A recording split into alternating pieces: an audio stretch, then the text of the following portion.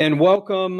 Thank you for the introduction. I happen to have had the pleasure of visiting Australia many years ago, both Perth and Sydney, and really enjoyed that wonderful country.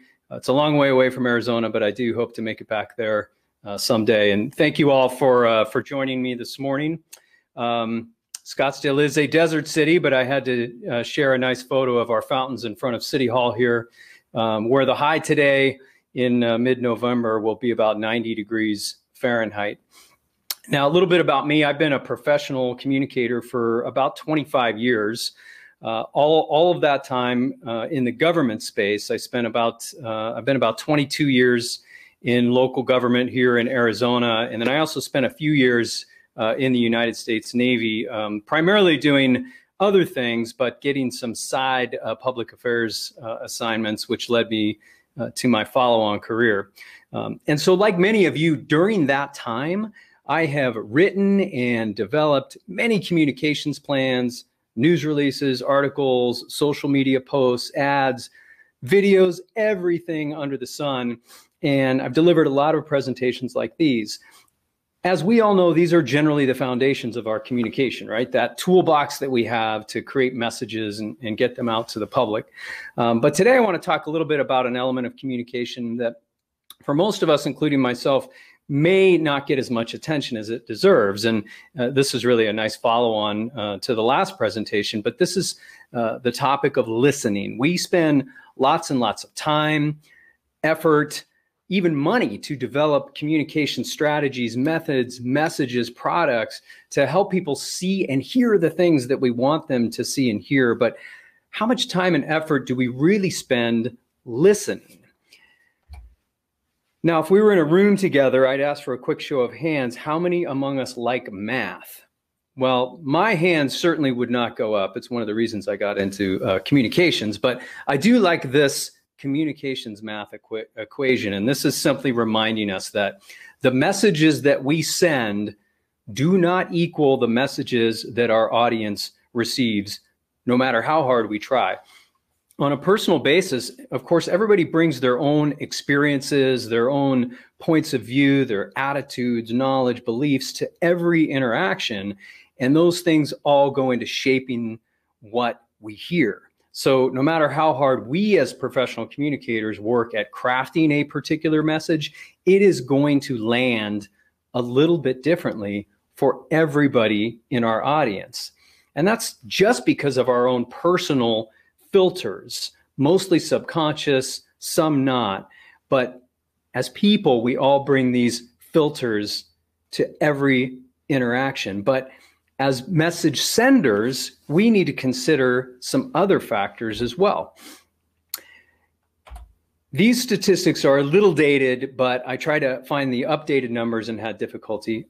I think they apply, and probably the point I'm going to illustrate is even more extreme.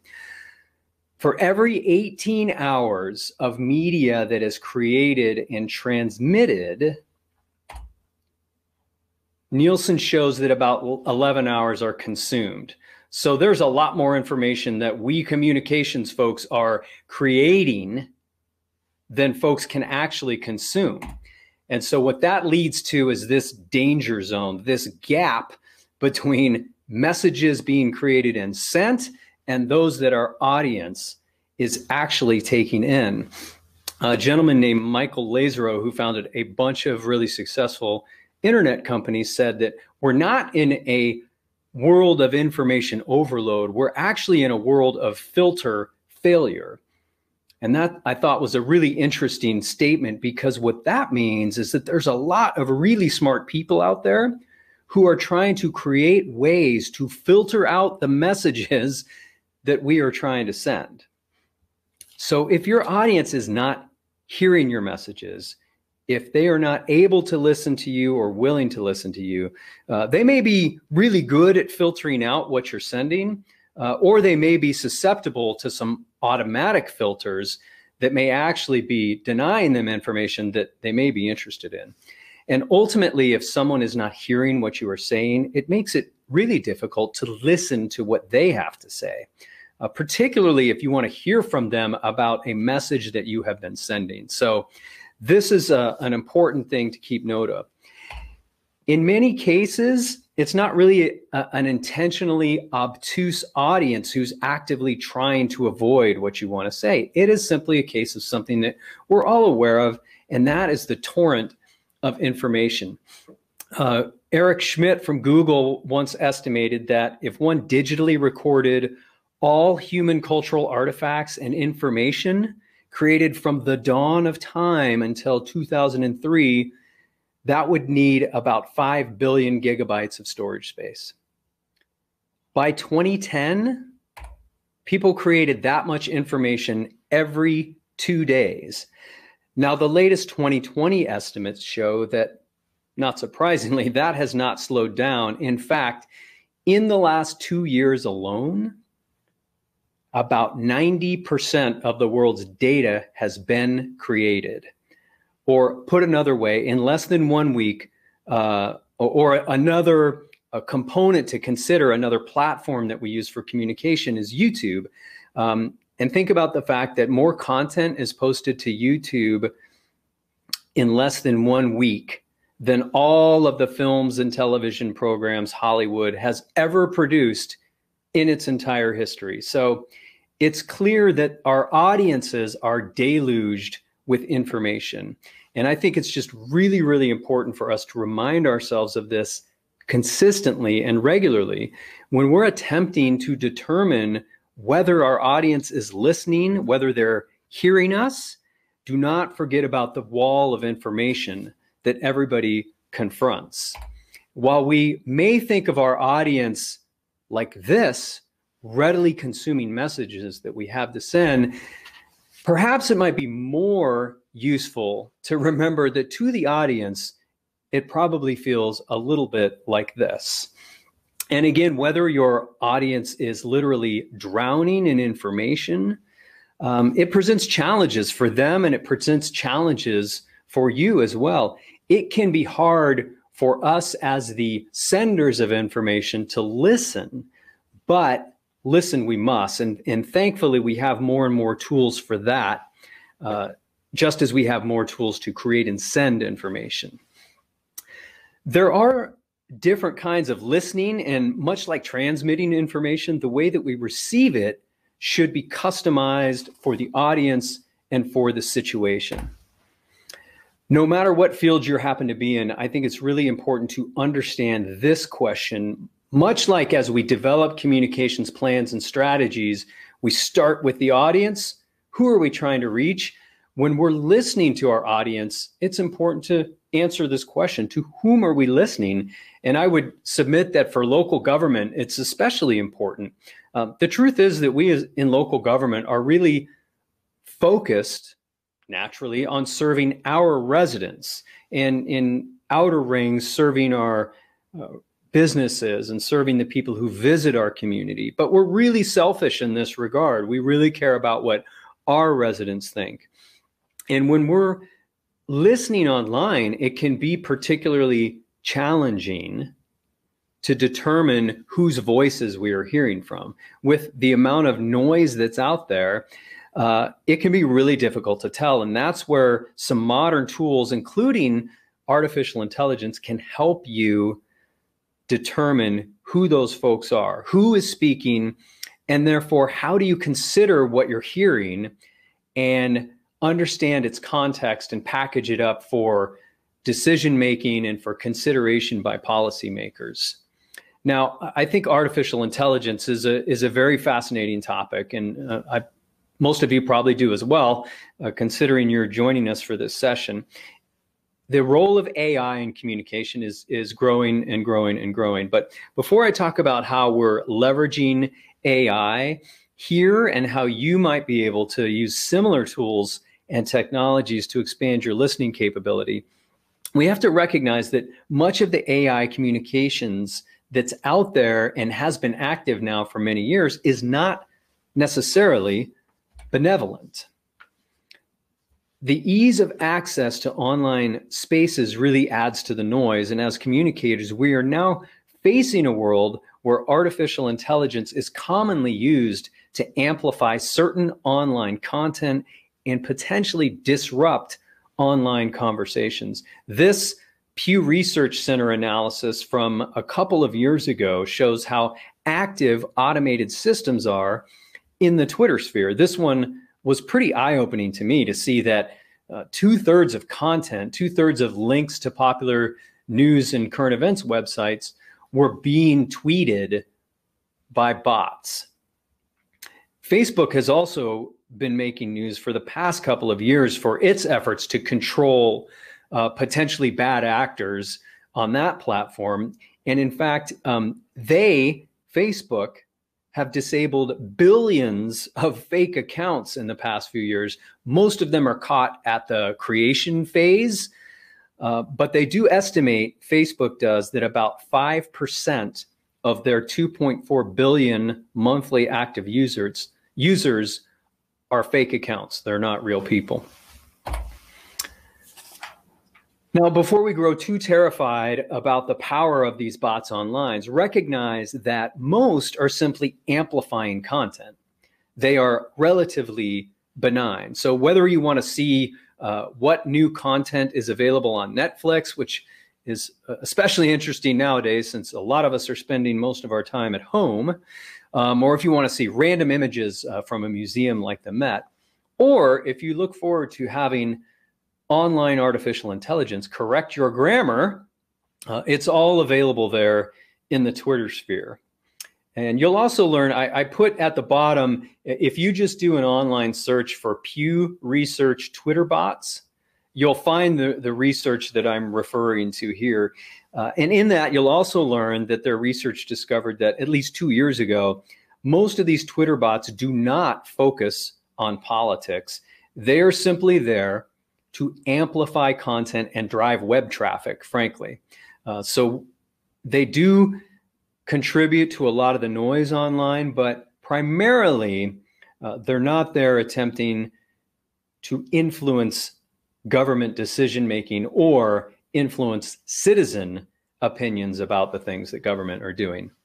Now, things change all of the time online, so that's certainly those numbers certainly could be skewed a little bit since this research is a couple of years old. So I guess the question is, are you listening to bots online? Well, the answer is maybe.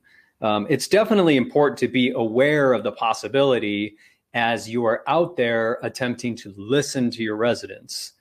I will say that online social networks are not the only areas that are potentially vulnerable to automated interference that's aimed at potentially influencing your decisions or disrupting your ability to listen. In Scottsdale several years ago, actually, we had to disable a simple online feedback form it was on a controversial topic. We were speaking to our community about an idea that had its advocates and certainly had its detractors. So we created a simple online form to get some feedback from folks. And we became concerned that someone had created a script to fill this form in repeatedly with a certain opinion. So when we noticed that, we pulled that down. And that was probably our first experience in Scottsdale anyway, with a technological manipulation to something that that we had been using for quite some time as a basic listening tool. So ultimately, I think governments now are increasingly wrestling with the power of artificial intelligence. It's good in the ways that we can potentially use it, but it may not be so good in that it could be used to thwart our efforts or unfairly influence the decisions of our policymakers. I also wanted to share this article from Newsweek, again from a few years ago, about AI that had already been at work confronting local governments here in the US. That's right, it's a chatbot that fights your parking tickets for you, and was making literal headlines for its success in that regard. So what an amazing modern world we live in. Again, great to have lots of tools, but also creating things that we need to be aware of and think about, certainly. It's interesting that with the rise of remote meeting technology that really has been ushered in by the COVID-19 global pandemic, I think local governments are also now considering how ease of access may influence our processes in ways that we really didn't have to consider before. Pre-COVID, when this particular photo was taken at a Scottsdale City Council meeting, public comment at our meetings, at council meetings, at board and commission meetings, public comment is delivered in person, right? Someone comes to the meeting, they fill out a speaker request card, they walk up to the podium, and they address the public body. And I think this is largely how it was handled in communities across the US. Now, there was also an ability for people to send emails to the council or submit comments on particular agenda items in writing. But now that our public bodies are meeting via remote video technology, we are opening up public comments that way as well. So whereas before the need for people to physically travel and be present at City Hall certainly reduced the number of folks who wanted to address the council at a public meeting, now we're considering how do we manage potentially a much larger number of people who may want to be heard. And now that we're all more comfortable with remote meeting technology, I think we can surely expect a rise in the number of people who want to participate in the public process. And that's, I think, a great thing. That's part of being an open government, which local government in the US certainly prides itself on. But it will definitely cause us to manage and schedule our meetings differently if we go from having what is commonly 15 or 20 minutes of public comment at a meeting to 30, 45, an hour. So that is something that I think is interesting, even as we continue to conduct the business of government. Technology that we're using to do that in this current environment is probably going to change the way that we interact with our public permanently. I really like the last two slides because they illustrate what I consider the two ends of the listening spectrum. You have potentially automated systems at one end, and you still have those good old-fashioned face-to-face interactions at the other end. On that one end, you have something that I call strategic listening, which you've got big ears. They are tuned to capture whatever you can hear, and there are a lot of systems out there that can help you with that. And then, of course, at the other end of the spectrum, you've got those one-on-one personal conversations, which are still the bread and butter of local government. If it helps, I've put what I consider the two ends of the continuum here on the spectrum. So at the one end, you've got this idea of strategic listening, where you're potentially trying to hear many voices. In some ways, it can be quantitative, and we heard in earlier presentations about surveys and some of those tools that can give you some more hard, actionable data. And so this type of listening is more objective. It tends to be, in a lot of cases, more passive. And this is where a lot of us are looking at artificial intelligence and frankly have been using the power of technology for quite some time at this end of the spectrum. And then at the other end of the spectrum, you have those personal interactions. They could be one-on-one meetings or small group meetings. Those tend to be a lot more subjective, and those tend to be a lot more active. You've got that interaction, that exchange of information, the active listening component. It tends to be a little more qualitative and a little less quantitative, but certainly no less valuable. Now, there are definitely all points in between on this spectrum. For any organization, I would say that if you find yourself operating at one end of this spectrum almost exclusively, you're probably missing out on things that you could be getting if you spread your listening efforts across this continuum. So hopefully that helps frame this conversation up. And what I'd like to do is provide a few examples from Scottsdale, walk us through some things to illustrate some of these concepts.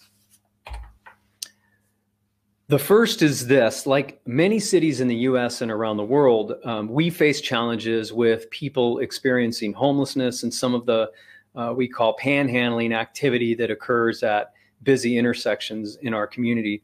For a primarily suburban community like Scottsdale, seeing people asking for money on street corners was new to some degree, and it was concerning to some of our residents.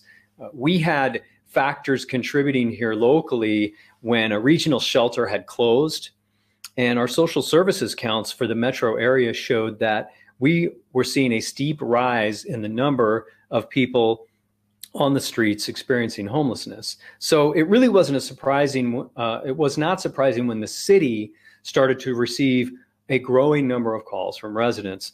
We're a local government, we're available to our residents. They started calling. We heard those voices and we acted. A staff group considered what could be done. This is a very difficult topic, as you all know, and there's no easy solutions. But we decided we would try to influence some behavior among our residents. So we developed these temporary signs, which encourage people to direct their dollars, instead of handing it out the window to someone in the moment, send those dollars to social service agencies who can help people in need, who are working to address the root causes of homelessness in our community. The signs themselves were even a visual symbol to our community that we were listening.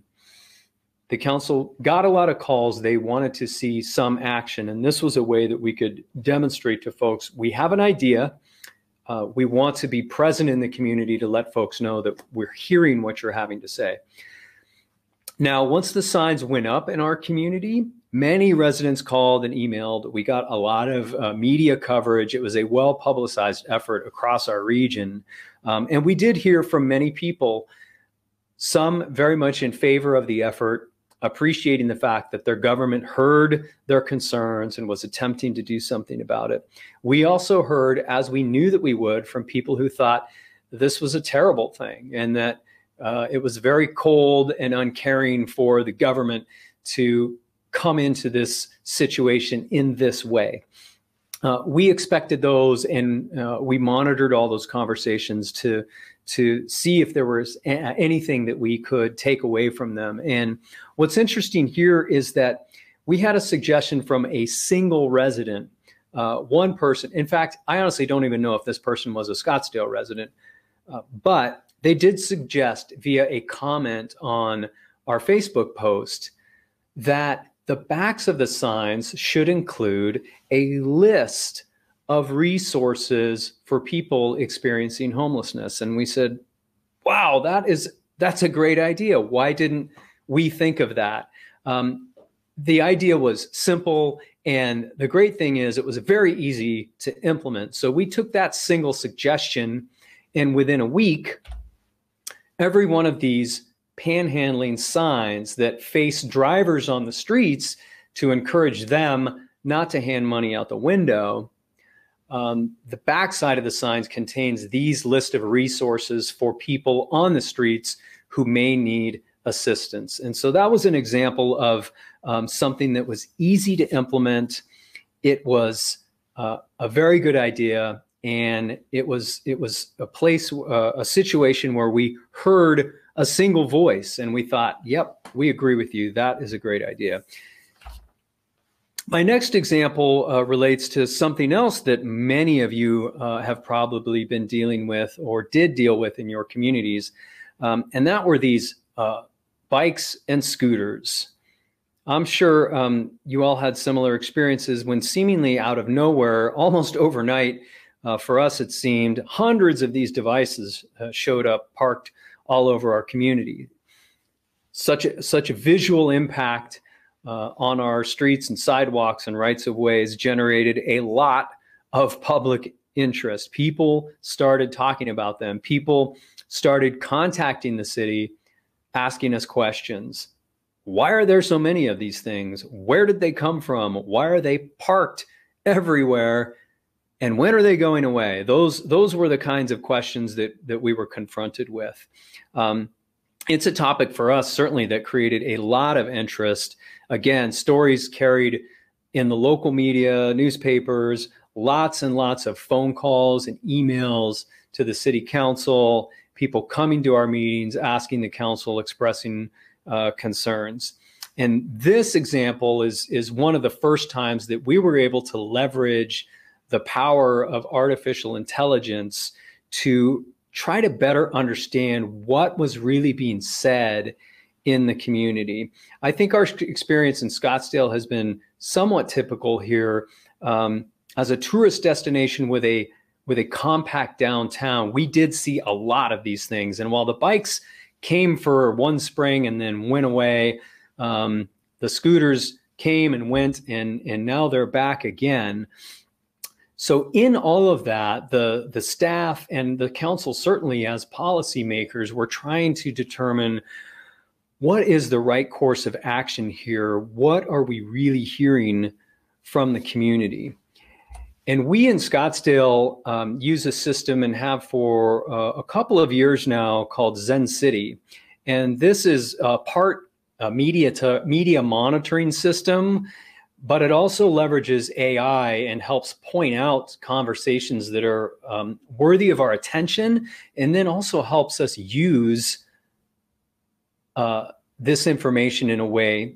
It uses its artificial intelligence to help us get a better sense of the sentiment of a particular conversation. So this graphic is something that we got from the Zen City system and included as we took this conversation to the city council. We knew that there were 2,400 online interactions, and what this system does is it's able to monitor any public-facing conversations. So Facebook groups that are open for anyone to join, comments on city posts, comments on mainstream news media, social media sites.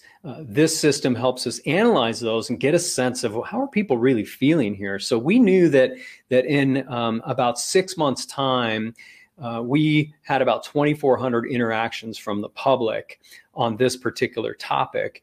And without this tool, it would have been really easy, I think, for the city and for the council to mistake the loudest voices and the most active commenters on things for the overall sense of the public. But here, we knew that, not surprisingly, we had chunks of the population at either end of this topic, people very much against these, people very much in favor of them, but the vast majority of folks, about 2/3 of people who were expressing opinions online were in a neutral space. And so ultimately this helped the council make our decision about how we would handle these scooters. And I think it was a good reminder, as this one illustrates, that we do tend to hear from people who feel strongly one way or another, but oftentimes most of the people are in the middle and not necessarily heard through traditional means.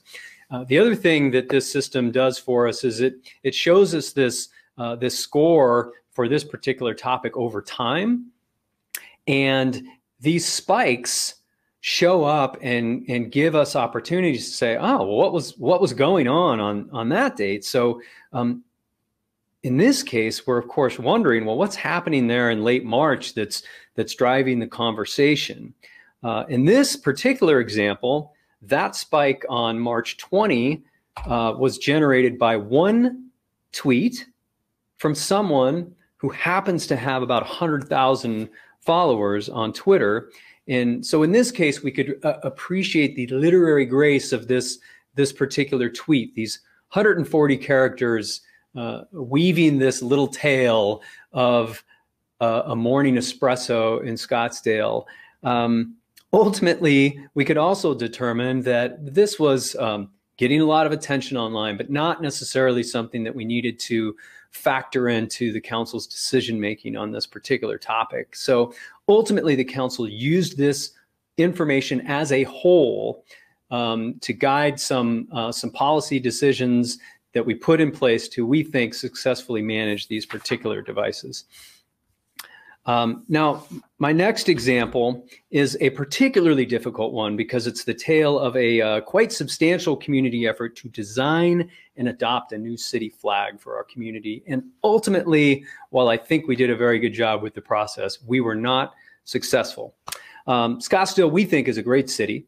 We did not, however, have a great flag. This is our city flag. And as a resident, a high school student in our community pointed out to the city council, we're a great city, we deserve a great city flag. So the council said, we agree, and the council directed staff to put together a public process to see if we could come up with a new design for a city flag.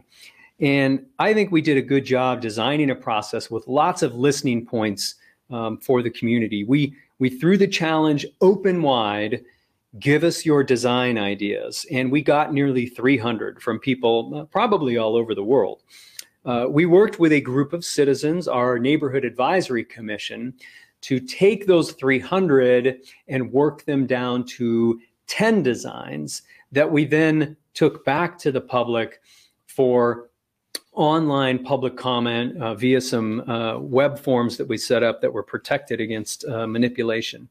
And we got 2,800 votes during that process that helped us narrow the field to a final 4 that we took back to the Neighborhood Advisory Commission and then ultimately back to the City Council, who adopted this as Scottsdale's new city flag. Created by a local graphic designer, this flag, we thought, properly honored all of the tenets of flag design, using meaningful colors and symbolism to really express something about our community. And after some conversation, the council agreed. We adopted this as our new flag. But the council didn't stop listening there. And when 100 or probably closer to 200 or 300 residents contacted the city expressing their dismay about a new flag design, we started down the road to reversing this decision.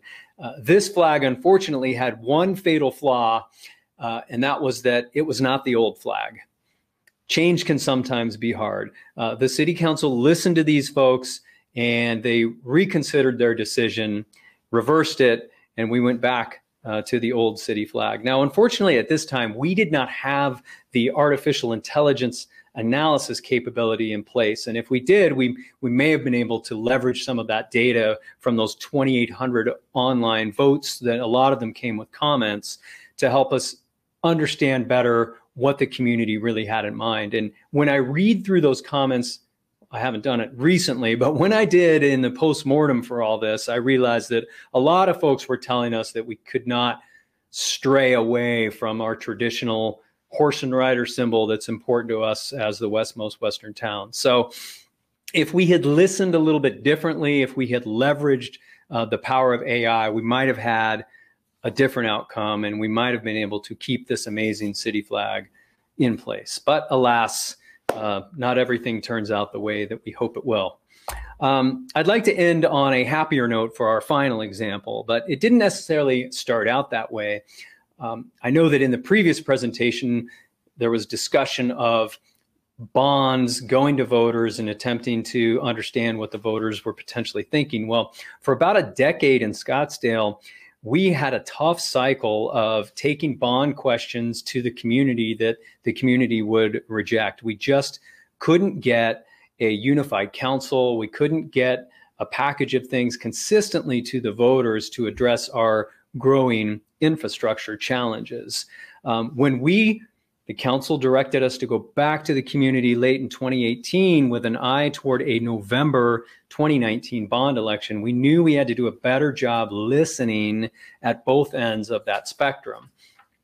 So we designed another robust process. The initial listening post was this City Council Capital Improvement Subcommittee, excuse me, who brought their knowledge of resident concerns and the interactions they were having with people back to this staff group while we worked through what we would potentially take to the voters.